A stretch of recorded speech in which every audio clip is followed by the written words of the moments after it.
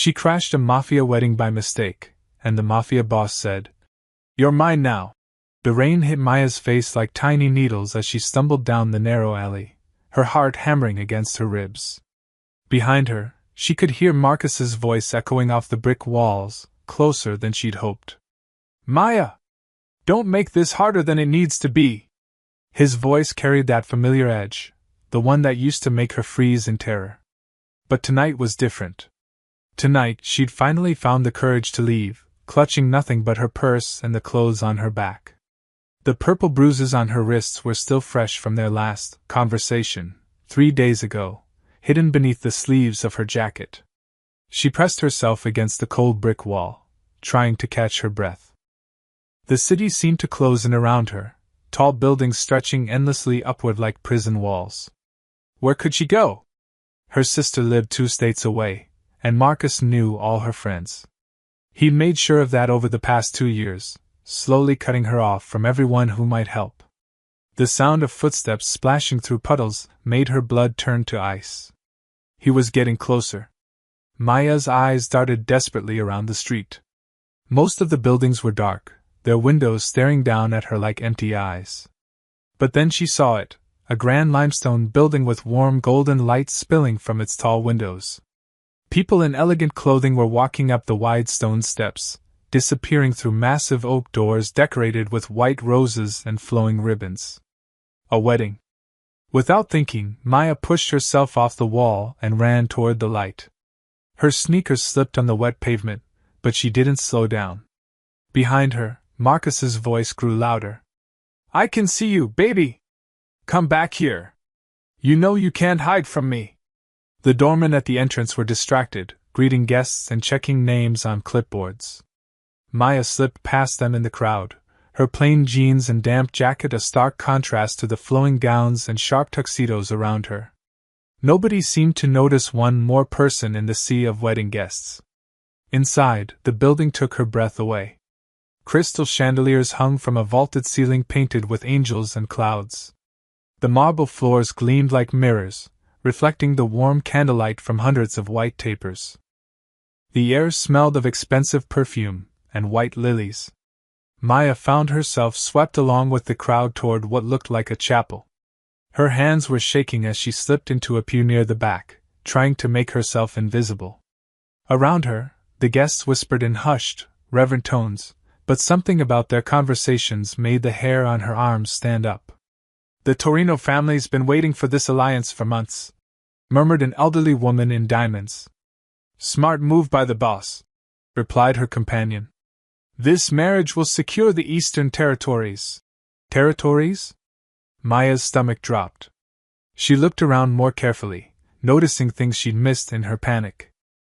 The men all seemed to have the same watchful eyes, the same way of standing that suggested they were used to violence. Many had subtle bulges beneath their expensive jackets that could only be weapons. Oh God! What kind of wedding had she crashed into? But before she could process this fully, the massive doors behind her creaked open. Maya's blood turned to ice as she heard a familiar voice talking to someone just outside. "Excuse me, sir, I'm looking for my girlfriend. About 5'4", brown hair, wearing jeans. She's not well. Needs her medication. Marcus." He'd found her. Maya sank lower in the pew, her breathing coming in short gasps. The elderly woman next to her gave her a sharp look, taking in her casual clothes and obvious distress. Maya could practically see the wheels turning in the woman's head. She didn't belong here. The chapel had gone quiet. At the altar, a bride in a stunning white gown stood next to a nervous-looking groom. But Maya's attention was caught by the man standing behind them, clearly the one officiating this unusual ceremony. He was tall and broad-shouldered, probably in his early 30s, with dark hair slicked back and eyes like chips of black ice. His tuxedo looked like it cost more than Maya made in 6 months, and when he looked out over the congregation, every person in the room seemed to hold their breath. This had to be the boss they'd been whispering about. And right now, those cold eyes were scanning the crowd with the intensity of a predator. When his gaze reached Maya's section, she tried to make herself smaller, but it was too late. His eyes locked onto hers, and she saw something flicker in his expression: curiosity, calculation, and something else she couldn't identify. Behind her, she could hear Marcus's voice getting closer as he sweet-talked his way past the doorman. "She's confused, you understand? Sometimes she gets these episodes." The lies came so easily to him. Maya felt sick remembering all the times he'd used that same caring, worried tone to explain away her bruises to doctors, to convince her friends that she was fragile and needed his protection. She was trapped. If she tried to leave now, she'd walk right into Marcus's arms. But staying meant sitting in a room full of dangerous strangers who were already suspicious of her presence.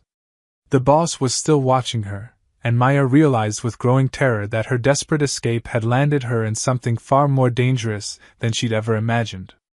But as Marcus's voice grew louder behind her, she knew she had no choice but to stay and hope these criminals were somehow less dangerous than the devils she'd been running from. The irony wasn't lost on her. In trying to escape one nightmare, she might have just walked into another. The whispers started like ripples in a pond, spreading from pew to pew as more guests noticed Maya's presence. She could feel dozens of eyes on her, studying her cheap jacket and the way her hands trembled in her lap. "Who is she?" hissed a woman in red silk, not bothering to lower her voice. "Never seen her before," came the reply from across the aisle. "Look at those clothes. Security should have caught this," growled a man with scars across his knuckles. Maya's cheeks burned with shame, but she couldn't move. Through the chapel doors behind her, she could still hear Marcus working his charm on the doorman. Any moment now, he would walk through those doors and spot her.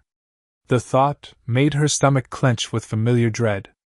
At the altar, the bride, a stunning woman with platinum blonde hair, had gone rigid. Her perfectly painted red lips were pressed into a thin line as she too noticed the disturbance in the congregation. The groom looked confused, glancing between his bride and the crowd.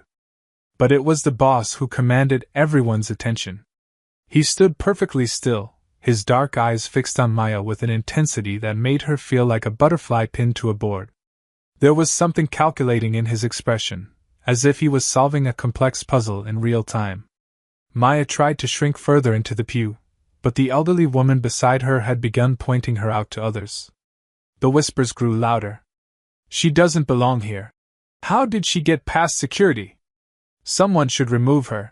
That's when Maya heard it, Marcus's voice, closer now, just outside the chapel doors. "I'm telling you, she's sick. She needs help. Just let me check inside quickly." Panic flooded Maya's system. Her breathing became shallow, and black spots danced at the edges of her vision. This was it. She was trapped between a room full of criminals and the man who had made her life hell for 2 years. The boss must have seen the terror in her face because something shifted in his expression. His cold eyes narrowed, not with suspicion but with understanding. In that moment, Maya realized he could see exactly what she was, a desperate woman running from something worse than the danger she'd stumbled into. The chapel doors began to creak open. That's when the boss moved. "Stop," he said, and his voice cut through the whispers like a blade. The entire chapel fell silent. Even the bride turned to stare at him. He stepped away from the altar, his movements fluid and controlled. Every eye in the room followed him as he walked down the aisle toward Maya's pew. The guests parted like the Red Sea, pressing themselves back to give him space. Maya's heart hammered so hard she was sure everyone could hear it. What was he doing? Was he going to have her thrown out? Handed over to Marcus? The boss stopped directly beside her pew. Up close, he was even more intimidating, tall enough that she had to crane her neck to look at him, with the kind of presence that made the air feel charged. His cologne was expensive, and there was a thin scar running along his jawline that spoke of violence in his past. Behind them, the chapel doors swung open. Maya's blood turned to ice as she heard Marcus's familiar footsteps on the marble floor. "Excuse me, I'm looking for. She's mine now." The boss's words rang out clear and final, echoing off the vaulted ceiling. He didn't shout them or make a show of it. He simply stated them like an undeniable fact, the way someone might announce the weather. Maya's mouth fell open. The entire congregation seemed to stop breathing. Marcus's footsteps halted abruptly. "I'm sorry, what?" The boss turned slowly, and Maya followed his gaze to see Marcus standing in the doorway, his fake concerned expression faltering as he took in the scene before him. Marcus was tall and athletic, the kind of man who was used to intimidating others. But next to the boss, he looked like a child playing dress-up. "I said she's mine," the boss repeated, his voice carrying an authority that seemed to settle into the very stones of the building. "Is there a problem with that?" The bride at the altar had gone pale, her bouquet trembling in her hands. The groom looked like he might faint. But none of the guests seemed surprised by this turn of events. If anything, they looked relieved that their boss had taken control of the situation. Marcus opened his mouth, probably to launch into his practiced speech about Maya's condition, but the words died on his lips as he really looked around the chapel. Even he wasn't stupid enough to miss the signs, the watchful men in expensive suits, the way everyone deferred to the boss, the atmosphere of barely contained violence. I think there's been a misunderstanding," Marcus stammered. "No misunderstanding," the boss said coolly. "She's exactly where she belongs." He extended his hand to Maya, palm up, waiting. It was both an invitation and a command. Maya stared at his hand, strong fingers, a platinum ring that caught the candlelight, no wedding band. This was insane. She didn't even know his name. But as she looked up into his face, she saw something unexpected in those cold eyes. Protection. He was offering to shield her from Marcus, even if she didn't understand the cost. Maya placed her trembling hand in his. The boss's fingers closed around hers, warm and surprisingly gentle. He helped her stand, then pulled her against his side with practiced ease, as if they'd done this 1,000 times before. His arm around her waist was solid and reassuring. "As I was saying," he continued, addressing the chapel as if nothing unusual had happened, "we're here to celebrate a union." But everyone knew the real union that had just taken place wasn't the one at the altar. Marcus stood frozen in the doorway for what felt like an eternity, his eyes darting between Maya and the boss. She could see the familiar anger building in his face, the tightness around his eyes, the way his jaw clenched. It was the look that usually preceded his worst outbursts. But something was different this time. For the first time in 2 years, Marcus looked uncertain. Afraid, even. "Maya," he said, trying to inject warmth into his voice. "Come on, sweetheart. Let's go home. You know you don't belong here." The boss's arm tightened slightly around Maya's waist.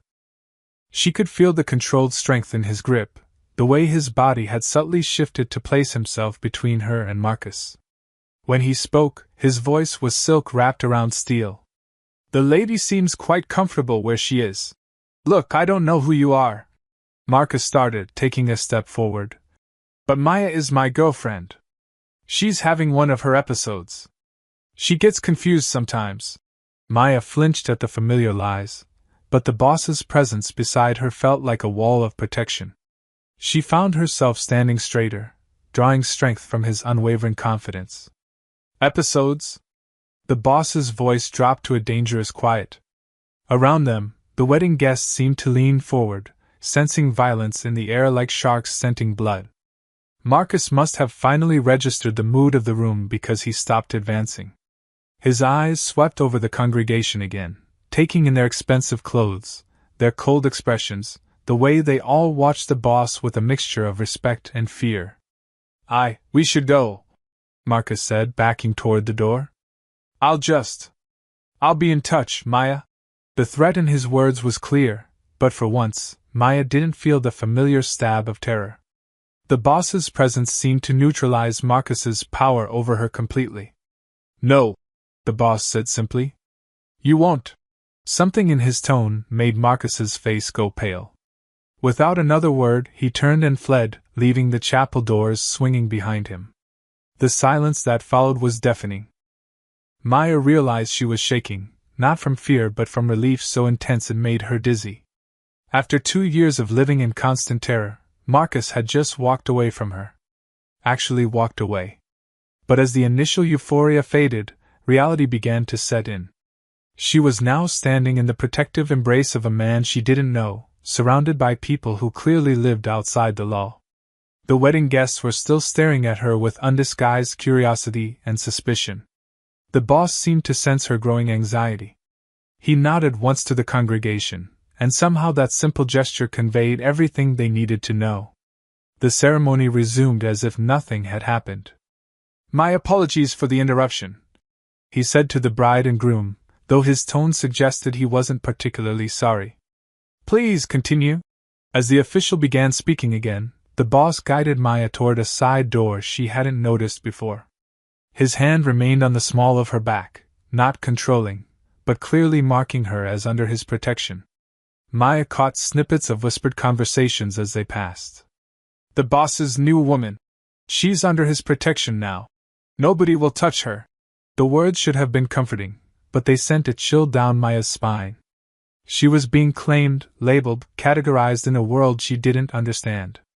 The boss led her through the side door into what appeared to be a private office. Rich mahogany furniture, floor-to-ceiling bookshelves, and a massive desk that probably cost more than her yearly salary. He closed the door behind them, and suddenly the silence felt heavy, intimate. "Sit," he said, gesturing to a leather chair across from his desk. Maya perched on the edge of the seat, her hands folded tightly in her lap. Now that they were alone, the boss seemed even more imposing. He moved to pour himself a drink from a crystal decanter, the amber liquid catching the light. "Drink?" he offered. Maya shook her head. Her throat felt too tight to swallow anything. The boss settled into his chair, studying her over the rim of his glass. His earlier calculating expression had returned, and Maya felt like she was being evaluated for purchase. "So," he said finally, "who are you, and why did fate decide to drop you into my wedding?" "It's not my wedding," Maya said quickly, then flushed at how stupid that sounded. I'm sorry. I didn't mean to interrupt anything. I was just running," he finished. "From the man who just left." "Your boyfriend," he claimed. "Ex-boyfriend," Maya corrected, surprised by the firmness in her own voice. "As of tonight." Something flickered in the boss's dark eyes. "Ah. And what exactly were you running from?" Maya's hand unconsciously moved to her wrist, where the bruises were hidden beneath her sleeves. The boss's gaze followed the movement, and his expression hardened. "I see," he said quietly. "Well, you've certainly found yourself in an interesting position, haven't you? The moment I claimed you out there, you became untouchable in this city. No one will hurt you now." Relief flooded through Maya, but it was quickly followed by wariness. "Why would you do that? You don't even know me." The boss smiled, and it wasn't entirely pleasant. "Let's just say I have my reasons. But understand this, protection comes with a price. You're safe now, but you're also mine. The people out there heard me claim you. In their world, that means something." Maya felt the room spin slightly. "What kind of something?" "It means you belong to me now. You're under my care, my authority, my protection. And in return..." He paused, swirling the amber liquid in his glass. "Well, we'll figure that out as we go." The weight of what she'd stumbled into was starting to sink in. She'd escaped one cage only to find herself in another, prettier, more luxurious, but a cage nonetheless. "I don't understand any of this," Maya whispered. "You will," the boss said, his voice oddly gentle. "My name is Vincent Torino. And whether you realize it or not, you just became the most protected woman in this city." But as Maya looked into his eyes, she wondered if she'd also become the most trapped. 3 days had passed since the wedding, and Maya was beginning to understand what Vincent meant by protection. She'd been moved into a penthouse apartment that probably cost more per month than she used to make in a year. Floor-to-ceiling windows offered a breathtaking view of the city, but she noticed they were bulletproof. The door had 3 different locks, and there was always a man in an expensive suit stationed in the lobby. Vincent had been attentive but distant, checking on her welfare while keeping his true intentions carefully hidden. He'd provided her with a new wardrobe, elegant dresses and designer clothes that made her feel like she was playing dress-up. But every gift came with an unspoken reminder: she belonged to him now. Maya was trying to read in the living room when her phone rang. The number was blocked, but she knew who it was before she answered. "Hello, Maya." Marcus's voice made her skin crawl, but for the first time, she didn't feel that familiar spike of terror. Vincent's protection was real, she could feel it like a shield around her.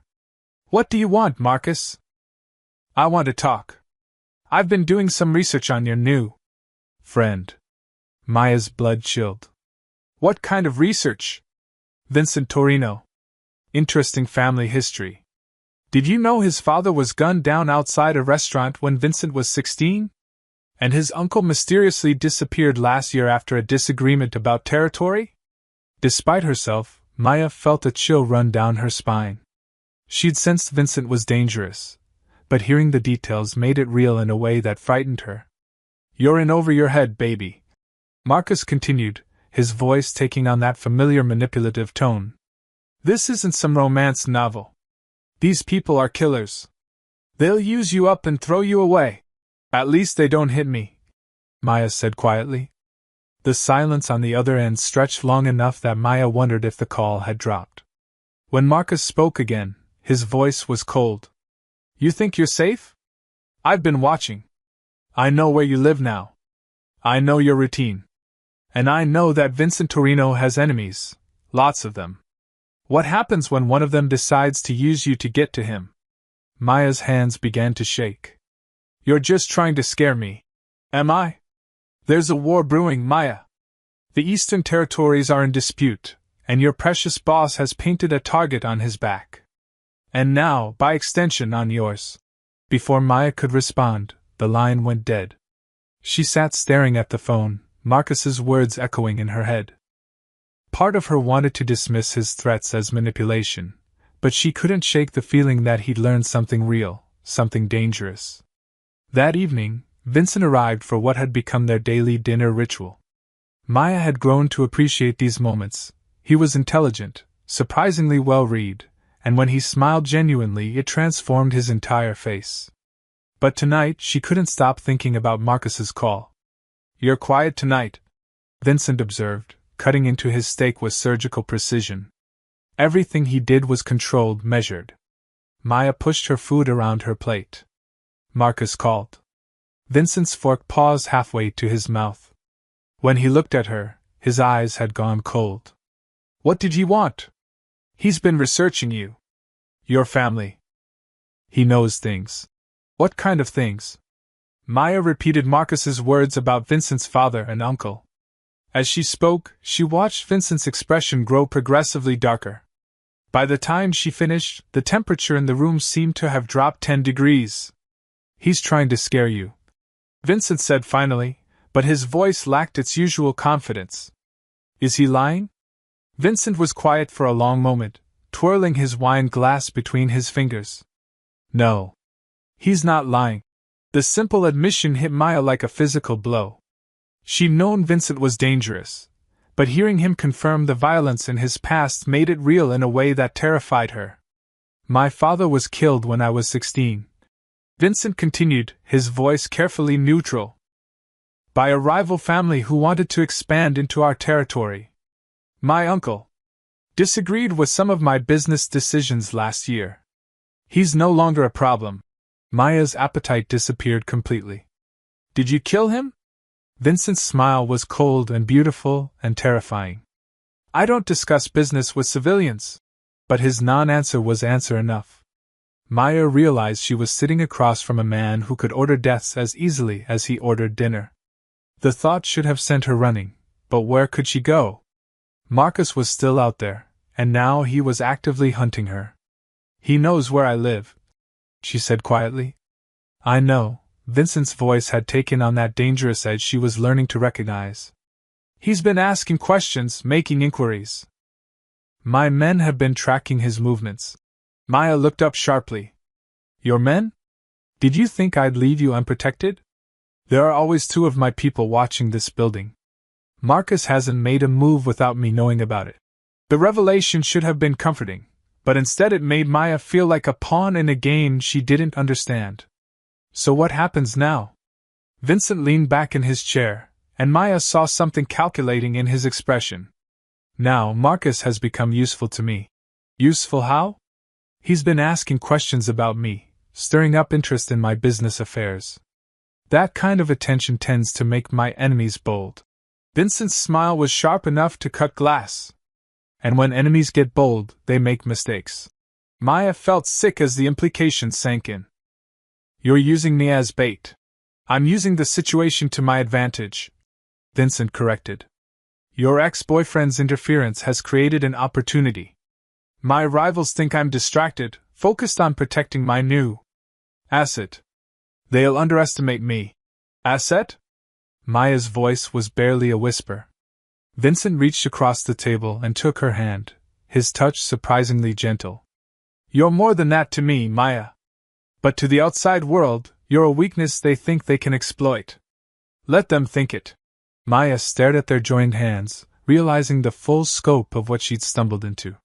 She wasn't just protected, she was a weapon in Vincent's war, whether she wanted to be or not.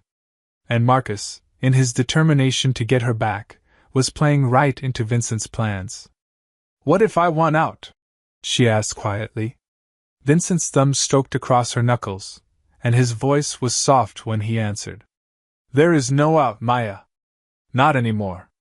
But I promise you this, I'll keep you safe. Whatever it costs. As Maya looked into his eyes, she realized she was beginning to believe him. And that terrified her more than anything Marcus could do. The explosion of violence came exactly 1 week later, on a Tuesday that had started like any other. Maya was in Vincent's private restaurant, a place he'd brought her for lunch, claiming it was the safest spot in his territory. The dining room was elegant and intimate, with only a handful of tables occupied by well-dressed patrons who all seemed to know each other. Vincent's men were stationed discreetly around the room, their presence both comforting and ominous. She was beginning to relax, even laugh at one of Vincent's dry observations about the city's politics, when the front door burst open. Marcus strode in like he owned the place, flanked by 3 men Maya had never seen before. They moved with the same predatory confidence as Vincent's people, but there was something desperate in their eyes that made her blood run cold. Vincent Torino, Marcus called out, his voice echoing through the suddenly silent restaurant. I've come to collect what's mine. Vincent didn't even flinch. He continued cutting his pasta with methodical precision, not bothering to look up. I don't recall inviting you to lunch. Cut the act, Marcus snarled, advancing toward their table. You think I don't know what this is really about? You think I'm stupid? Now Vincent did look up, and his smile was razor-sharp. Well, since you asked? Maya watched in horrified fascination as Marcus's face flushed red with rage. She'd seen that look before. It was the precursor to his worst violence. But this time, she wasn't cowering alone in their apartment. Vincent's presence beside her felt like armor. You're using her, Marcus continued, his voice rising. Maya's just a pawn in your little territorial war, isn't she? A way to flush out your enemies? Maya's stomach dropped. How could Marcus possibly know that? Vincent's expression didn't change, but Maya caught the slight tightening around his eyes. You've been busy. I told you I'd been doing research. Your rivals are very chatty when they think someone might be useful to them. Marcus's grin was triumphant and ugly. The Castellano family, the Russians on 5th Street, they all want you dead. And they all think your precious Maya is the key to getting close to you. Maya felt the world tilt around her. What are you talking about? Marcus turned to her, and for a moment, his expression almost looked genuine. He's been using you from the beginning, baby. That whole rescue at the wedding? Pure calculation. He knew having you close would make his enemies careless, give him the advantage he needed. Vincent's fork clinked against his plate as he set it down. When he spoke, his voice was deadly quiet. You're out of line. Am I? Marcus pulled out a chair and sat down uninvited, his men positioning themselves behind him. Tell her, Vincent. Tell Maya how you've been feeding information to your enemies through me. How every romantic dinner, Every protective gesture has been carefully orchestrated to make them think you're weak, distracted. Maya's breathing became shallow. Is that true? For the first time since she'd known him, Vincent hesitated. And in that hesitation, Maya saw the truth. Son of a bitch, she whispered. Vincent reached for her hand, but she yanked it away. Maya, let me explain. You used me. The words came out flat, emotionless. All of this, the protection, the apartment, the dinners, it was all just part of your plan. It started that way, Vincent admitted, and Maya felt something break inside her chest. But nothing. Maya stood abruptly, her chair scraping against the floor. Around them, she could see Vincent's men shifting nervously, hands moving toward concealed weapons. You're just as manipulative as he is. Marcus leaned back with a satisfied smirk. Now you see what I've been trying to tell you. Come on, Maya. Let's go home. No, Maya's voice was stronger than she'd expected. I'm not going anywhere with you either. Both men stared at her in surprise. You're both liars, she continued, feeling a strange sense of clarity washing over her. Marcus, you put your hands on me for 2 years and called it love. And Vincent, you manipulated me into being your weapon and called it protection. Maya. Vincent started, but she cut him off. I'm done being used by both of you. That's when Marcus made his mistake. He reached for her arm, his fingers closing around her wrist exactly where he used to leave bruises. You're coming with me whether you like it or not. The contact triggered something primal in Maya. 2 years of suppressed rage erupted all at once.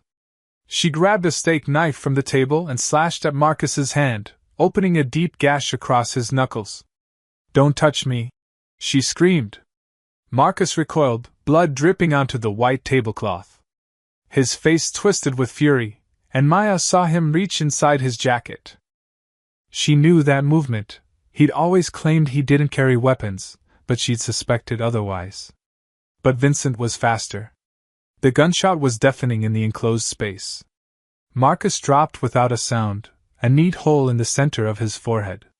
His men went for their weapons, but Vincent's people were already moving. The restaurant erupted into chaos, shouts, gunfire, the crash of breaking glass.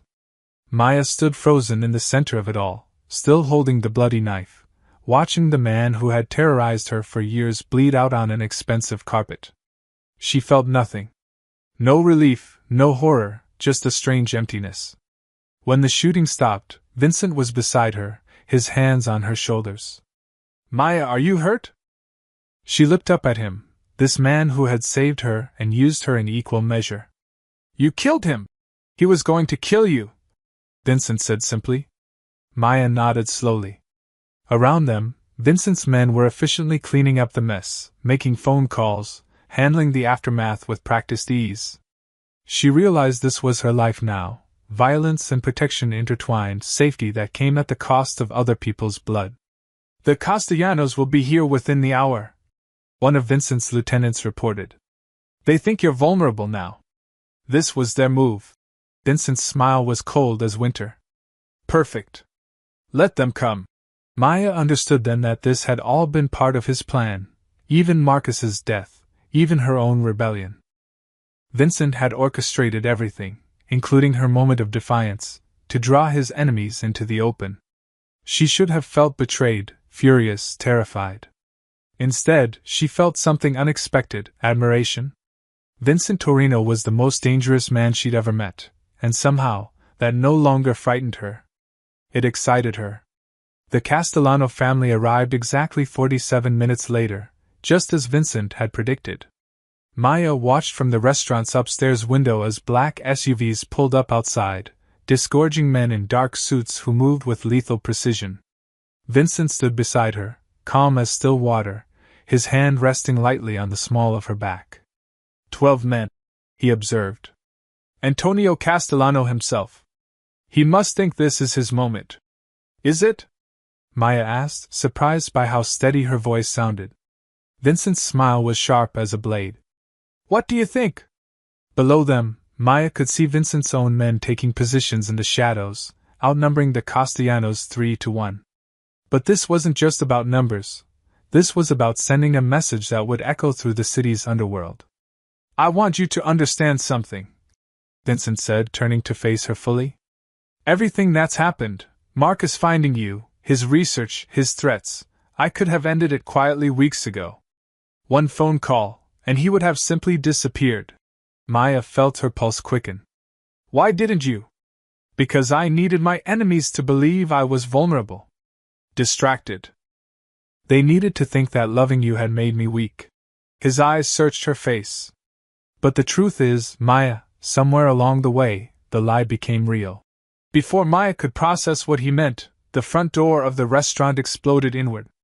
Antonio Castellano strode in like he owned the place, his expensive suit immaculate despite the violence he'd clearly come to deliver. He was older than Vincent, with silver hair and the kind of face that had ordered 1,000 deaths without losing a moment's sleep. Vincent, he called out. Come down and face me like a man. Vincent squeezed Maya's hand once, then headed for the stairs. But Maya found herself following, drawn by something she couldn't name. She moved quietly, keeping to the shadows at the top of the staircase where she could see everything but remain hidden. Vincent descended with unhurried grace, his hands visible and empty. Around the dining room, she could see his men in position, but they held their fire, waiting for his signal. Antonio, Vincent said pleasantly. You're late for lunch. Cut the games, Torino. You've been baiting us for weeks with this charade. The girl, the vulnerability, the distraction, very clever. But it ends tonight. Vincent tilted his head. Does it? That's when Maya saw Antonio's fatal mistake. His eyes flicked upward, scanning for Vincent's men, and she realized he'd brought his own snipers. Red laser dots appeared on Vincent's chest from multiple angles. They thought they had him. Maya moved without thinking. The emergency fire alarm was mounted on the wall beside her, and she slammed her palm against it. The shrieking siren filled the air, and in the split second of confusion that followed, Vincent dove behind the bar as his men opened fire. The restaurant erupted into chaos. Gunfire shattered windows and splintered wood. Maya pressed herself against the wall, her heart hammering as she watched the battle unfold below. She'd just chosen a side, actively participated in a war she'd stumbled into by accident. The firefight lasted less than 3 minutes. When the smoke cleared, Antonio Castellano lay dead beside his men, and Vincent's people were already moving to secure the scene. Vincent appeared at the bottom of the stairs, looking up at her with an expression she'd never seen before. Pride, gratitude, and something deeper that made her breath catch. That was either very brave or very stupid, he called up to her. Probably both, Maya replied, walking down to meet him. When she reached the bottom step, Vincent caught her face in his hands. His touch was gentle, reverent, completely at odds with the violence that surrounded them. You saved my life, he said quietly. You saved mine first. That was business. His thumb traced her cheekbone. This is personal. Maya looked around at the carnage, the bodies, the blood, the shattered glass, and felt a strange sense of completion. She'd gone from victim to survivor to participant. This world of violence and power no longer frightened her because she understood it now. More than that, she belonged to it. So what happens now? She asked. Vincent's smile was different this time, not calculating or cold, but genuine.